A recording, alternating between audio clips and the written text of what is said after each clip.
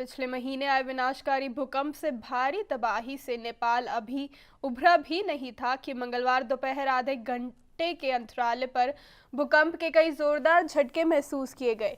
इस भूकंप से अब तक 60 से ज्यादा लोगों के मारे जाने और 1000 से ज्यादा लोग घायल होने की खबर है। नेपाल में रात को फिर 3 बार भूकंप के झटके महसूस किए गए। रेक्टर पैमाने पर 4.8, 4.2 और 5.1 की तीव्रता के 3 भूकंप आए हैं। जमीन से 15 से 20 किलोमीटर नीचे सभी का केंद्र था। वहीं देर रात भी भूकंप के झटके महसूस किए गए। Children are crying and they are in rush. But the elder people, we are making them control. Luckily, we were here when this earthquake came today. We've had a lot of casualties, to dead on arrival to the hospital.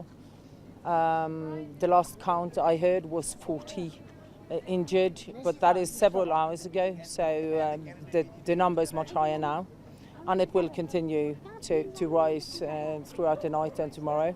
आपका कहना ठीक है, ये भूकंप का आना चिंताजनक बात है, परंतु एक बात प्रमाणित हुई है इस भूकंप से, और विशेषकर जो नेपाल में आया कुछ दिन पहले, कि भारत की डिजास्टर मैनेजमेंट की क्षमता को सारी दुनिया ने माना है। और जिस प्रकार तत्काल भारत का रिस्पांस हुआ और हर प्रकार के वहां पर रिलीफ रेस्क्यू के कामों में भारत ने सक्रिय रूप से आगे बढ़कर के जिम्मेवारी ली, उससे नेपाल की सरकार तो प्रभावित हुई, सारे विश्व ने भी इसको मान लिया। और एक बड़ी अद्भुत बात और गौरव की बात है कि प्रधानमंत्री नरेंद्र मोदी जी को सबसे पहले भूकंप की जानकारी प्राप्त हुई नेपाल के प्रधानमंत्री को उसके बाद, तो प्रधानमंत्री नरेंद्र मोदी जी के ट्वीट को देख करके नेपाल के प्रधानमंत्री को जान, तो इससे पता चलता है कि किस प्रकार सक्रिय न केवल सरकार है परंतु प्रधानमंत्री स्वयं है। और प्रधानमंत्री जब स्वयं है तो स्वाभाविक है उनकी टोली के जितने सदस्य हैं वो तो 24/7 सक्रिय रहेंगे ही रहेंगे। आफ्टर शॉक है उस भूकंप का जो कुछ समय पूर्व आया था, और उसके प्रभाव थोड़े थोड़े नॉर्थ इंडिया में भी देखे गए हैं। मैं भगवान से यही प्रार्थना कर रहा हूं कि इसके कारण लोगों को कम से कम तकलीफ हुई हो। और सच बात यह है कि बहुत ये कष्टदायक है। अब ये इस तरह की तकलीफ है कि जो इंसान के बस में नहीं है। हमारे अर्थ साइंसेज में इतनी रिसर्चेस के बावजूद भी भूकंप को या उसके आफ्टर शॉक को पहले से जान लेना जो है संभव नहीं है।